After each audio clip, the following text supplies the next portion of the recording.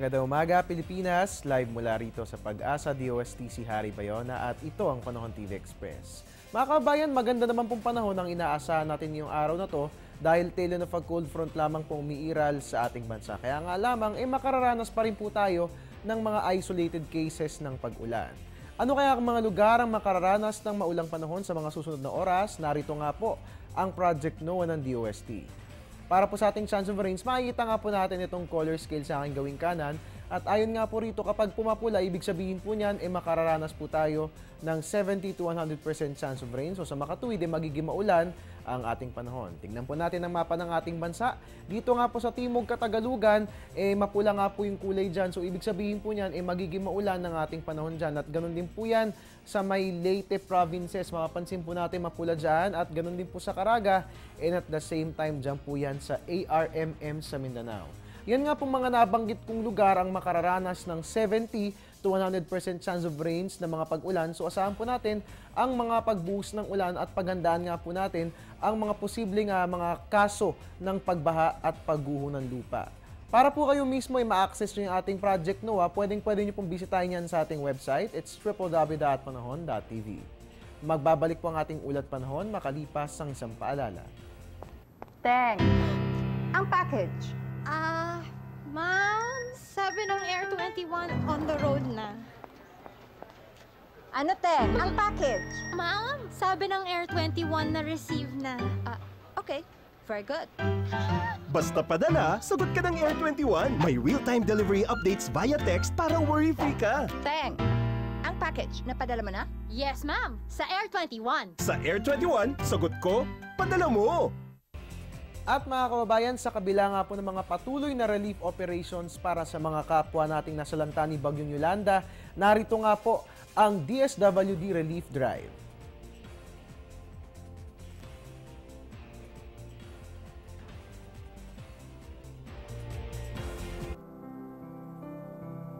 Noong ika-8 ng Nobyembre, lubhang naapektuhan ng Bagyong Yolanda ang ating mga kababayan sa Eastern Samar, Leyte, Cebu, Iloilo at Palawan.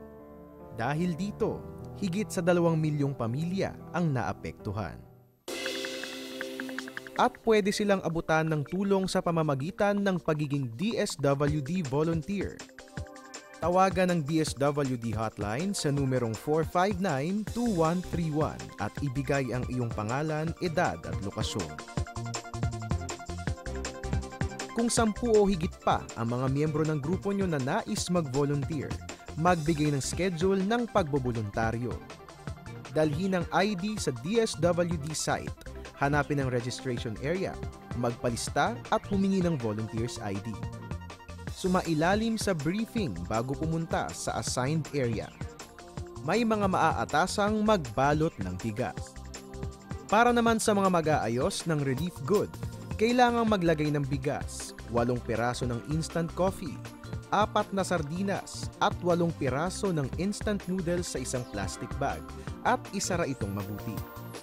Isa sa mga relief operations area ng DSWD ay ang Cargo House Building na matatagpuan sa NAIA Complex, Barangay Vitales sa Parañaque City. Upang makarating dito, sumakay ng MIA bus sa Pasay Rotonda, EDSA Corner Taft Avenue, baybayin ang daan patungo sa NAIA Terminal 2. Bumaba sa checkpoint nito at hanapin ang pink building sa inyong kanan. Halina't makiisa sa adhikaing maganda. Sa ating bayanihan, tiyak marami ang matutulungan.